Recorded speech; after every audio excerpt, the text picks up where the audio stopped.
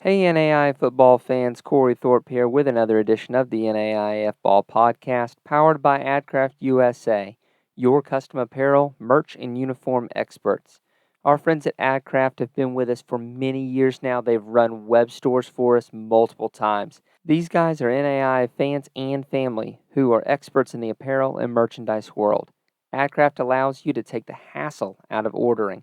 Let their knowledgeable design and customer service staff handle everything from hosting the store online, shipping the product, and helping your customers so you can get back to the game. Find them online at adcraftusa.com. All right, NAI fans, this is Corey Thorpe back with another preview edition of the NAIFBALL podcast powered by AdCraft Custom Apparel and Merch, your custom apparel, merch, and uniform experts since 1974. We are getting through the conferences. If you didn't hear the AAC one, just go ahead and push pause on this one, go back, listen to that one, and then come back to this one. It'll be a good time, I promise. But I have with me, if you didn't see him last week, you'll see him again this week, Matt Schwartzler, the intern turned co-host here. Matt, how you doing? Doing good. Ready to talk some more football as I always am. Absolutely.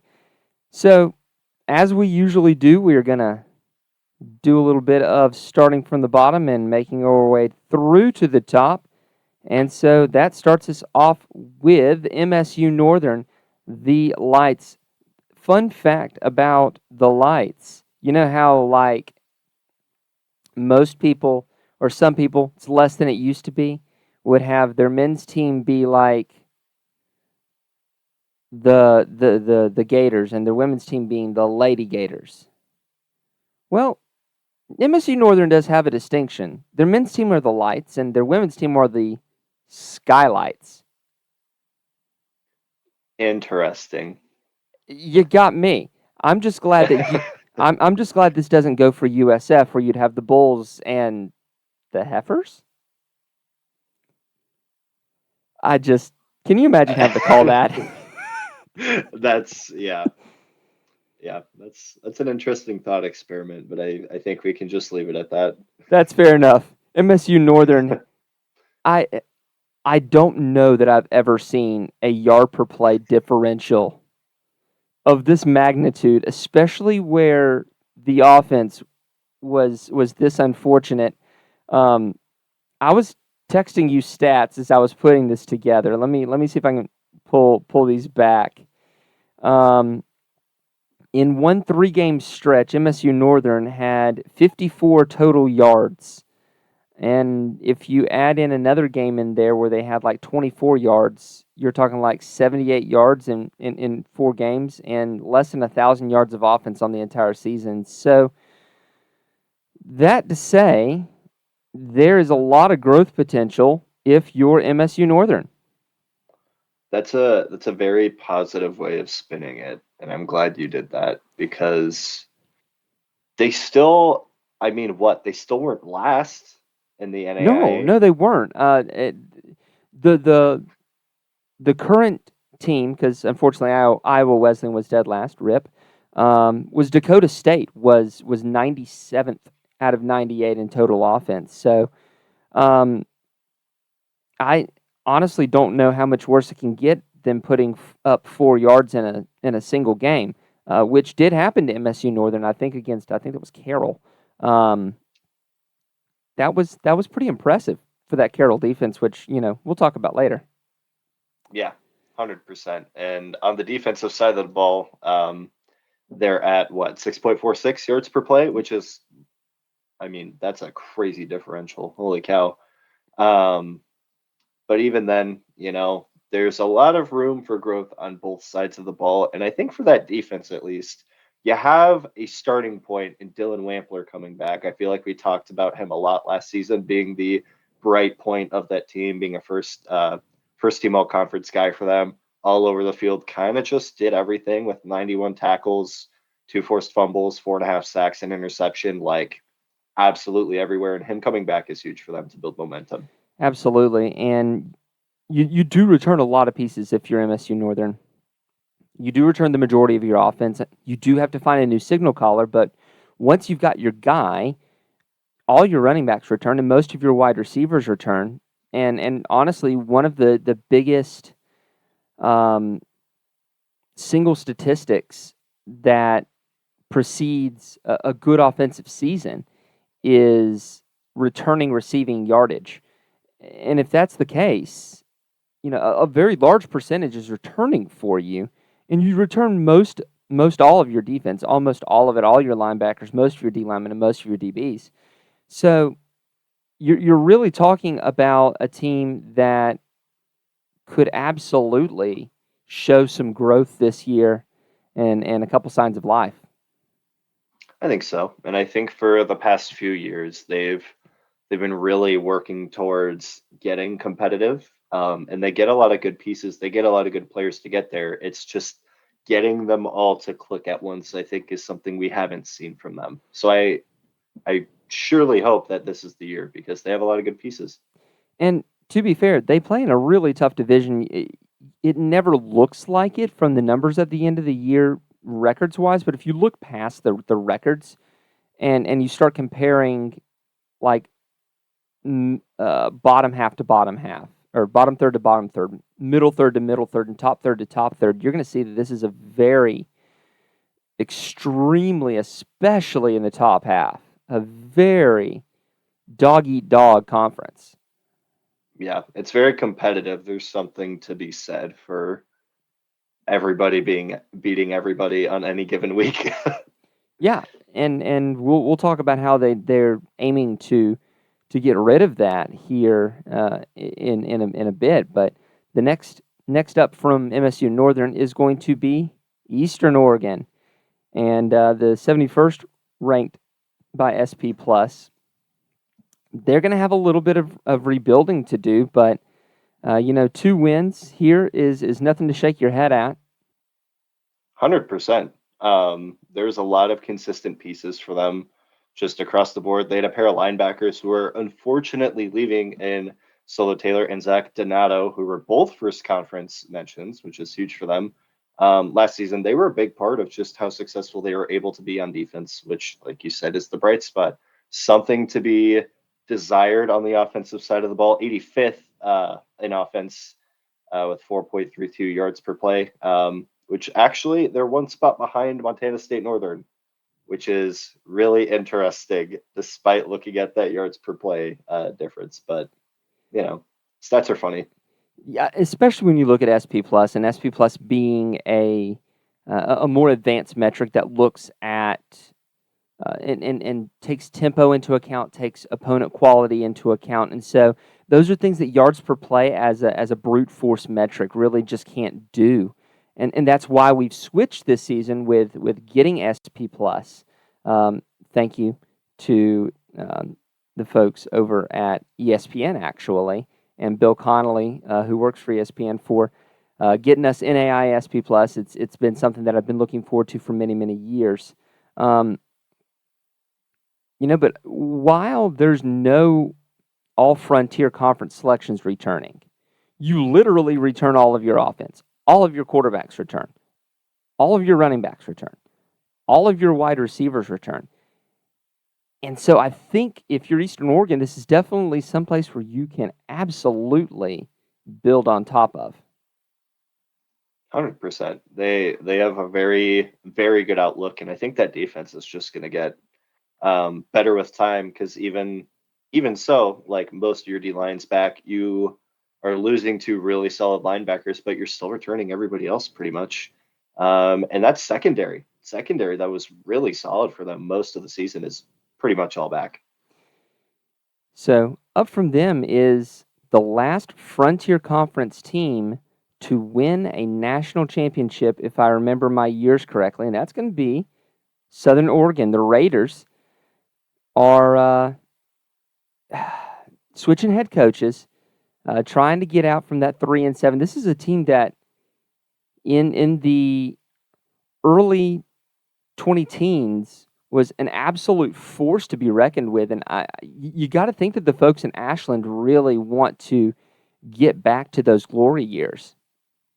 100%, and finding a way to separate themselves from the pack that's just at the top. It's that barrier trying to break free and really separate yourself, which I feel like this conference has struggled with for quite a few years now. But with that being said, Southern Oregon boasts another really solid defense. There's a lot of good defensive play in this conference, and the Raiders are no exception. 48th in defense with 5.42 yards per play. Offense, again, something to really be desiring, but they were a step up from Eastern Oregon, the team below them in SP Plus, with a 75th ranked offense at 5.18 or 81 yards per play. You'll notice here that we are at the third team from the bottom in a 9-team conference, and already we have a positive yards per play differential and it's not an insignificant margin either. You're talking about like 0.39 yards per play. Look, the Frontier really does take a whipping in terms of not being able to get a whole lot of teams in, and not having a excellent reputation around the nation. That is undeserved, in my opinion. You have a 3-7 team who has a positive differential. They are getting more yardage than they're giving up. That needs to be reflected in the rankings, honestly. 100%. I feel like there's just so much to consider in rankings that it kind of just all falls apart when you see the flashy stats of some of the other teams. But I agree. I entirely agree. Yeah. Southern Oregon is nothing to scoff at. They bring back all conference lineman Hunter Geisler, I think is how you say that, and defensive back Deshaun Craig, who's a staple of that secondary, with 23 tackles, 6 pass breakups, and an interception to his name. Yeah, the big thing is going to be you lose a couple of really nice pieces at wide receiver with Bryce Goggin, 550 yards, 4 touchdowns, and Christian Graney there with almost 700 yards and 5 touchdowns. Along with, your main man on defense, Jake Regino there, 113 tackles, 9.5 for a loss, a forced fumble, 2 picks. His presence was felt when you played Southern Oregon, but you're also losing Stokes Patello, who, at defensive back, did have an interception and a tackle and a half for loss, but had the kick return touchdown. And you can't teach that speed there. He gets the first team All Frontier nod for the return game there. And you return a lot of pieces here, especially on your defense. 100%. And I think that's definitely what they have to lean on going forward. Because, like you said, even with their offense underperforming a bit last year, you're still even losing pieces there. I think there's a lot of good building blocks. There's something to be said for being a program that's been at the top before. There's kind of at least a reference point there for them to get back to, some kind of blueprint to follow. So I think they're in a good spot defensively, and I think they could give some of these upper teams some trouble next season. Talking about giving some teams some trouble, the next team up, the Rocky Mountain BATTLIN Bears, were very steady Eddie in terms of the offensive-defensive split, 47th offense, 41st defense. But, this is a team that, beats Montana Tech, a Montana Tech team that was 21st at the time, loses by 3 points to College of Idaho. It goes 1-1 against Montana Western. Gets blamed by Carroll College. It just depends on the day and how well they're doing. A very inconsistent team, but this is a team that could make an impact if they're able to put it all together. I agree, and I think it starts for them at honestly their returner position. DB and punt returner Kason Barnett had an incredible year last year. He was first team all conference, I believe, returning the ball. No, DB. DB, okay. Second team for punt returner. So, I mean, you're still talking about a lot of speed.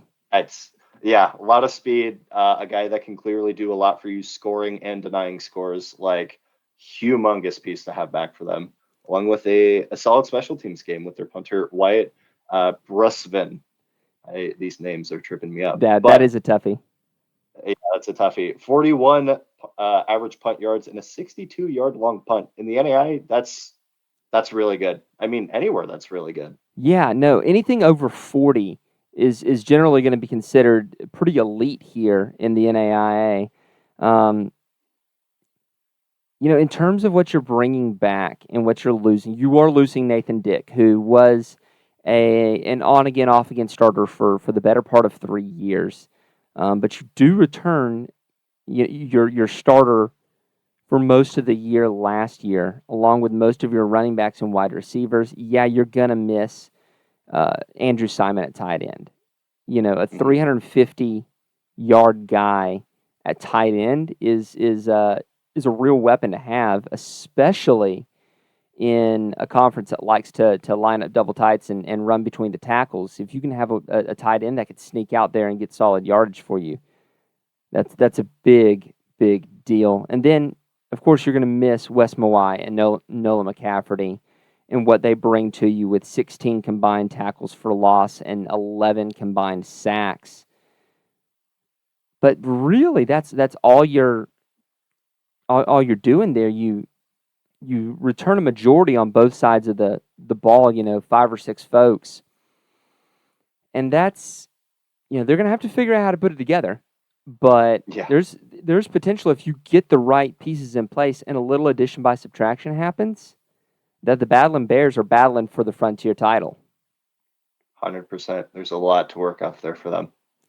With that, we'll step away and we'll have a quick message from our friends at AdCraft. So you want to create and sell custom merch for your team or business. That's exciting, but where do you begin? How much inventory should you order? How do you distribute orders? AdCraft has your answers. Streamline the way you offer custom merch by utilizing our risk-free web store service. We ship directly to each customer, and we have the fastest turnaround in the game. Raise funds for your team or get merch to your employees and patrons. Contact AdCraft today, and let's bring your merch to life.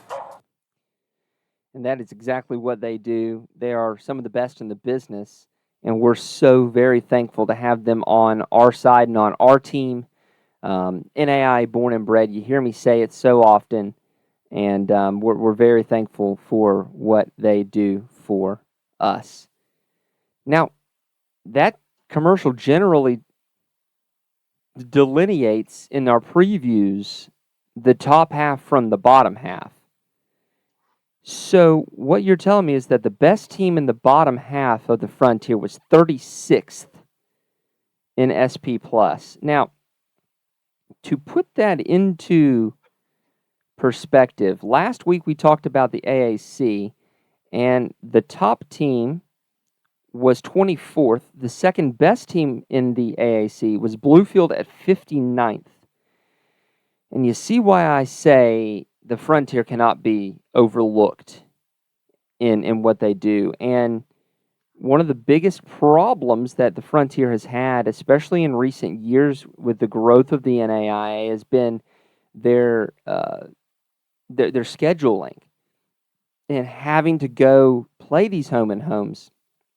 Well, the Frontier takes a big step over the next couple of years in eliminating that. There's probably going to be a college coming in from Northern California here over the next couple of years that's going to join the NAIA. That's going to really help for that western half, your Eastern Oregons, your Southern Oregons, over on that side of it. But really, the big piece comes in here this year. And that's going to be Arizona Christian. The Firestorm make the move from the Sooner to the Frontier Conference, and actually, yes, there is that is a typo on that record. That's 7-2 in the Sooner.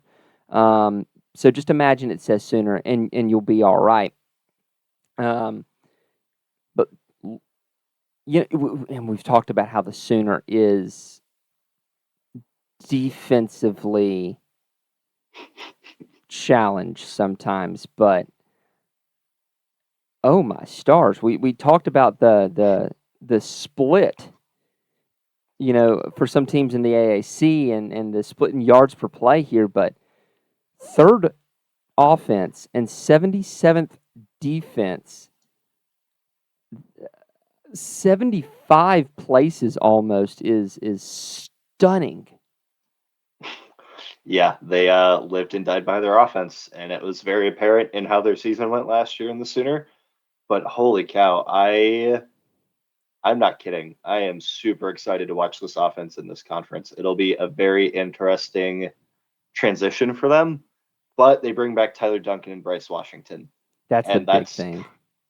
that's all I need to say really for that. Like, you're talking about one of the best three on paper, anyways, best three offenses in the country that put up what seemed like an infinite amount of points. And it brings a different style of football to a very ground and pound, older school type of conference. And I think it's refreshing. I mean, I love old school football as much as the next guy. Don't get me wrong, double tights is the only way to truly play football. But I mean, it's something new. It's something that teams have to adjust to that they haven't seen before. And I think that works to Arizona Christian's advantage. Now, here's the question. It'll work well in September.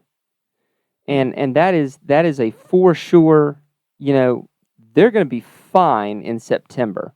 When you go and you play, MSU-NORTHERN September 16th, you play at Carroll College September 23rd.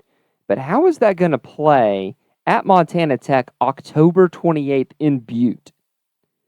Oof. How is that going to play at Southern Oregon October 14th in Ashland? I mean, are you still going to be able to air out the football when you've got 30-mile-an-hour whipping winds? I mean, there is a reason that you see a lot of ground and pound. And that's going to be, man, that's going to be the question to answer here. The good news is that you do have your dual threat quarterback Tyler Duncan back for one more year. 1,744 passing yards, 490 rushing yards, 35 total touchdowns between air and ground. That'll do, Pig. I guess for those of us who know and love the NAI, though, the saddest part of this slide is Nestor Higuera is taking it on down the road. So sad. The thicker kicker. Look, man, I mean, a couple years ago, the NAI got, all the publicity from Nestor, going on shows, getting top 10 nominees. He was good for business. And I will be sad to see him go there as ACU transfers into the frontier. Yeah, I mean, you get a kicker on Pat McAfee. Like, that's it. That's all you need to know about how legit this guy is and what he brings to the table, not only for your team's on-field success, but branding off the field, getting attention on the NAI, which is what we all want and what we need. Absolutely. That is 100%. That's the thing. I mean, the better quality we get here, and the more we are able to promote this, the better quality of athlete we're going to be able to attract to an already good league, and it just makes the product better. Here's some good news for ACU, and that's that they return most of their defense, between most of their DBs, most of their defensive line. They do lose, Stephon Peters there at linebacker, among a couple other of linebackers, but I feel like returning, a lot of that D-line is really going to help on those very wintry games. 100%. Having experience there, and I feel like I've mentioned this a couple times already, but just having consistency, having guys that know how important it is. So we go from Arizona Christian there to College of Idaho. Now we're kind of in the very top half here, where your teams are competing for Frontier titles, the Yotes. You know, a couple of seasons ago when John and I first began this, they had one of the most incredible runs that I'd ever seen out of a team in the NAIA. You lose 11 in a row, and then they turn around and rattle off about 11 in a row. And, you know, a couple years ago, they showed up and showed out in the playoffs. This is a College of Idaho team, when everything is right for them, that can bring national recognition, national respect to the Frontier Conference. 100%. And they have the pieces there. I mean, their defense last season was unreal. Looking at the stats here, they were 17th on defense with 4.82 yards per play. And there, I mean, you're bringing back one of your better DBs in Keegan. Croteau. We'll go with that. I'm saying that correctly. We'll go with that. Who had 14 tackles, 4 picks, and 5 pass breakups. I mean, having that staple in your secondary in, you know, a conference where when you do pass the ball, you're going for broke at that point. Like, keeping everything confined in the box and being able to push everything in between the tackles where you can just focus on the run game is huge. And bringing that piece back on a really, really good defense is huge for them. Defensively, though, they are going to miss a lot of these players, all 3 levels. Dylan Martinez has been our player of the week several times on defense in the time he's been in there. But you're losing Keegan McCoy, Alex Ojukwu, Dorian Harden, Jacob Badabenga. You're losing a lot of pieces here that made your defense, you know, what it was. A lot of forced fumbles, a lot of pass breakups. Dorian Harden had 14 PBUs by his lonesome. You're talking about a lot of sacks here. You're talking about a lot of chaos and production here that you're losing out if you're College of Idaho, and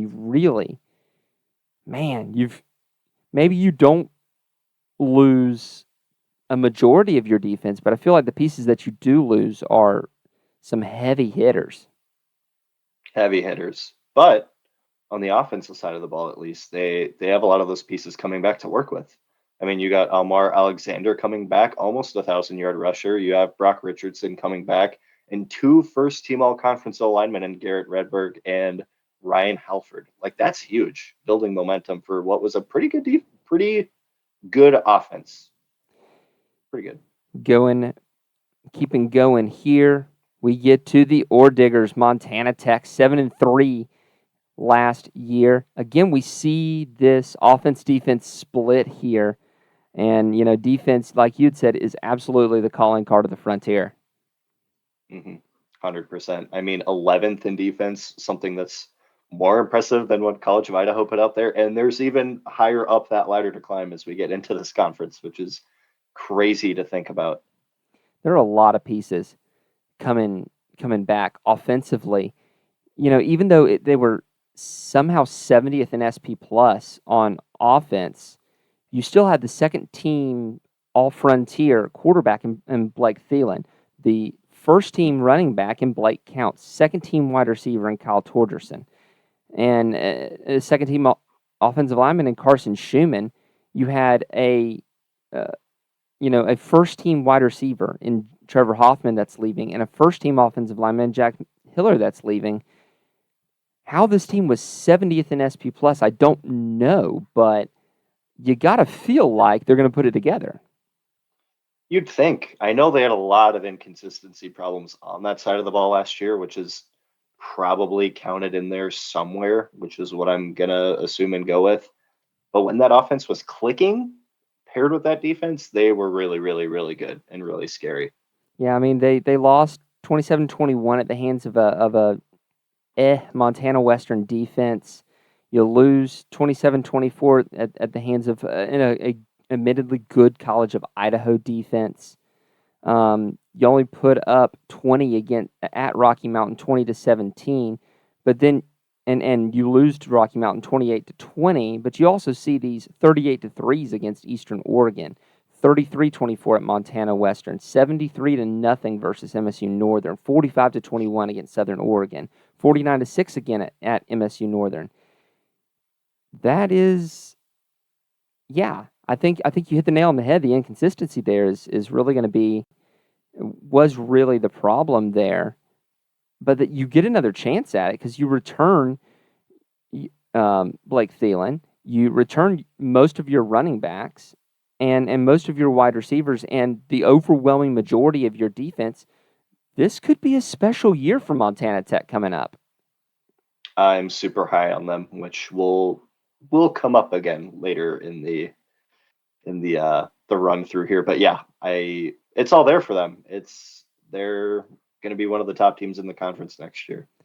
You talk about one of the top teams in the conference, and you can't go long without mentioning the NAI royalty.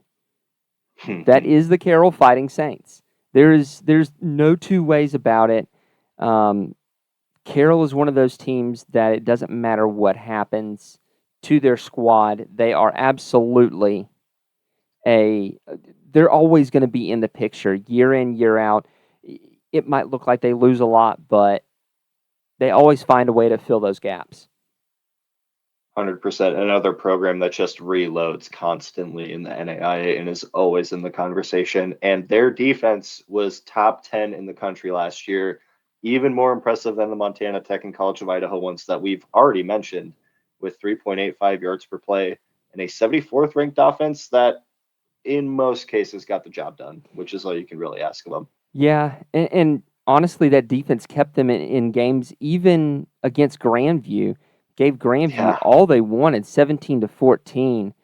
Trying to find that box score to confirm. Yeah, the game between MSU-NORTHERN and Carroll, just to demonstrate. MSU-NORTHERN had 30 passing yards on 5 of 18 passing, and negative 26 rushing yards. You don't see that every day. And trying to see if I can find sacks just to see if maybe we can help out a little bit there. Oh no, we cannot. Well, okay, yeah, there it is. Four sacks for 32 yards. So you're talking about having to overcome 32 yards of sacks there, but still, you take that out, and that doesn't help you much. This was a Carroll defense that was absurd. Is a good way to put it.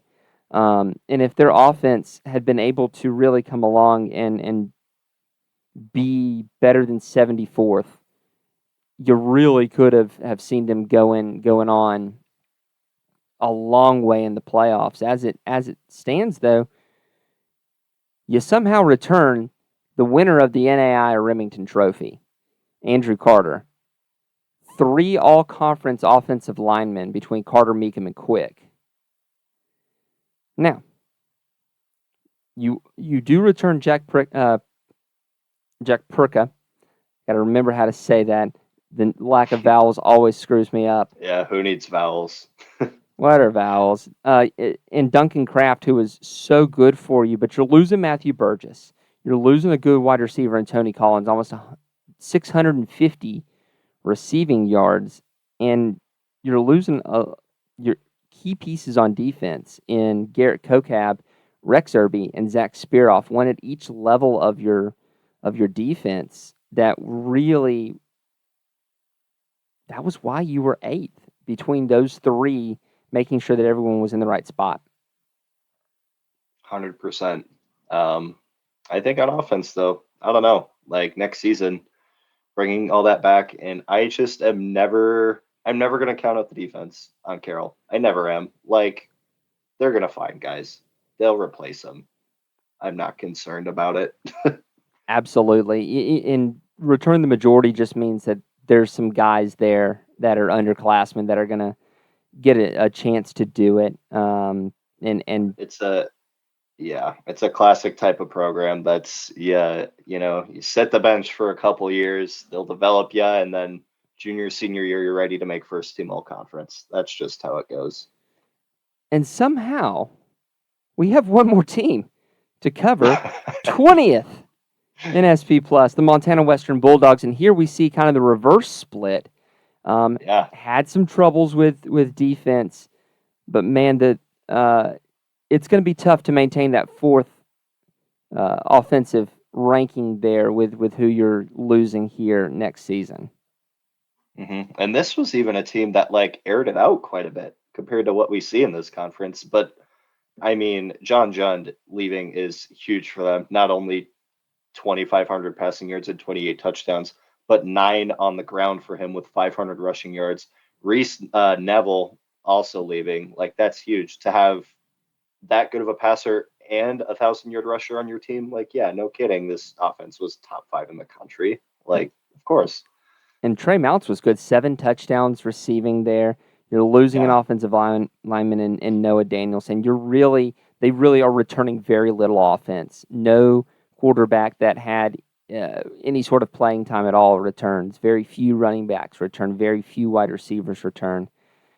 But you do get a chance on defense to get better than the 65th. Yeah. Got a couple guys coming back on the defensive line to wreak some havoc. Reese Arts and Tanner Harrell. Both second-team all-conference guys for them. 25.5 tackles for loss between them. 15.5 sacks between them. Those two were just, get in the backfield. I mean, that's all there is. That's all there is to it. That's all you can say there.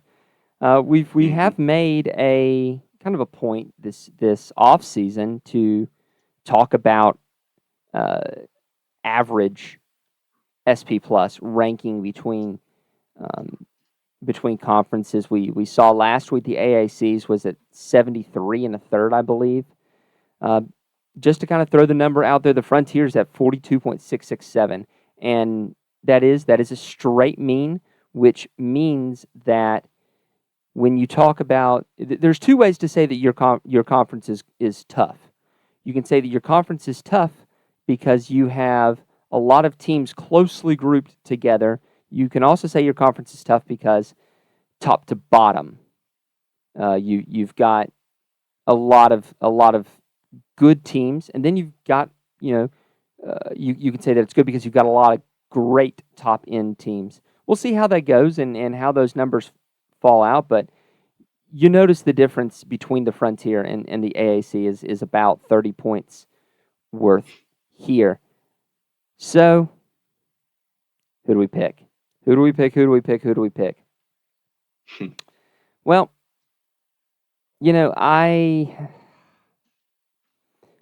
I'm similar reasoning to last week with Reinhardt. I'm going to pick CARROLL until they prove me wrong. I think they've got a better returning core than someone like a College of Idaho does. But I also think it's going to be tough, and it's definitely going to come down to the tiebreakers again. Now, who you should be watching out for, that's going to be Montana Tech. They've got too many people returning and were too good a year ago, albeit inconsistent. If you find the consistency, Montana Tech could very well walk away with the Frontier. Honestly, it's not out of the realm of possibility. John, on the other hand, is going with College of Idaho for his winner, which John does love the Yotes there. So I definitely that's not an out of character pick for John, and he's going with the BATTLIN Bears for his dark horse. Which definitely, if you put it together for Rocky, that is a team who again could contend. 100%. So for my picks, I am also going with Montana Tech, but not for my dark horse. I think they win the conference outright. I think with all the pieces they bring back on offense, there's enough there to build some consistency. And I think that defense is just still going to be so good for them. And I like them a lot. And I can't pick CARROLL for my dark horse. That kind of seems like cheating. Like, yeah, no doubt CARROLL's going to be at the top of the conference. So I decided to go with Arizona Christian as my dark horse pick. I think they get to such a hot start. in the beginning of the season that they just don't slow down. Obviously, October, late October, early November, you're really going to see what that team's made out of in this conference with the weather. But I think they just roll, absolutely. And I think their offense is good enough with what they're bringing back to even account for some of the weather. Because, Arizona Christian, even after a while, they will still adjust too. And those teams up in the north have to come down to Arizona to play them. And that's accounting for heat, which they don't really have to do, I guess, for fall camp, in the, Montana can get kind of hot, but nothing like Arizona heat. Holy cow. Teams also have to deal with that. It goes both ways. So, And I'm just going I to like point Arizona out, Christian. I think they prove everybody wrong. I'm just going to prove, or not prove, I'm going to point out here that this is a Arizona Christian team that at the end of the third quarter against Morningside a year ago was down 21-18. Now, granted, Morningside did not have their all-universe starting quarterback. And it's also true that Morningside scored 14 points in the fourth quarter, and that doesn't look like a game. But They were in it. You go back and watch that game. Yeah. Arizona Christian was in it step for step, and I almost guarantee you that if you're a Sooner Conference squad, you are rooting just hard for Arizona Christian, because that means that when you're removed out of the Sooner, if you can dominate the Frontier, or at least look really, really good, that brings some respect to the Sooner as well by extension. 100%. And I think if there's a team that's going to break the mold of what the Frontier has formed of just absolute chaos for the back half of the season, I think Arizona Christian has the type of team to do it. They have the type of philosophy, the type of offense. I think they can. Yeah. And I do like overall what the Frontier is doing in terms of trying to get more teams, trying to get closer to 12. Maybe they're not going to get to 12, but they're getting closer to 12. And that allows you to not have to repeat. If you are able to get to 10, that allows you to do 9 conference games in an out-of-conference, and that helps teams like Montana Western, who have a long-term rivalry with teams like Dickinson State out of the North Star. And strangely enough, because we say both the Frontier and the North Star are very isolated, the Frontier and the North Star are still very isolated from each other, which is really strange. This Florida boy can't quite wrap his brain around that one, but it's definitely, man, if we get more out of conference within the northwest quadrant of the NAIA, I feel like the Frontier is going to be able to challenge for hosting bids and going deep, and we might see a resurgence of the Frontier as a national powerhouse conference. I think so. I mean, they're on the precipice of it right now. It's just people don't give them the time of day. You know who gives us the time of day, and we are so thankful for it. And that is a terrible way to go from one thing to another. Impressed. I'm impressed. I got to throw my hands up at that one. That was impressive. Our patrons are definitely the ones that make sure that we're able to keep going. They're the ones that month in, month out are supporting us. We're so very thankful. If you enjoy what we do, if you enjoy this content, we only ask for $1 a month, and that does absolutely help us in what we do, and to keep us afloat and able to do the coverage and to continue to expand that coverage. Every year. You'll notice that this year the previews look a little different. It's not just me and John and no screen between us. We've got some new ideas continuing to grow, and these patrons are the ones that are driving that.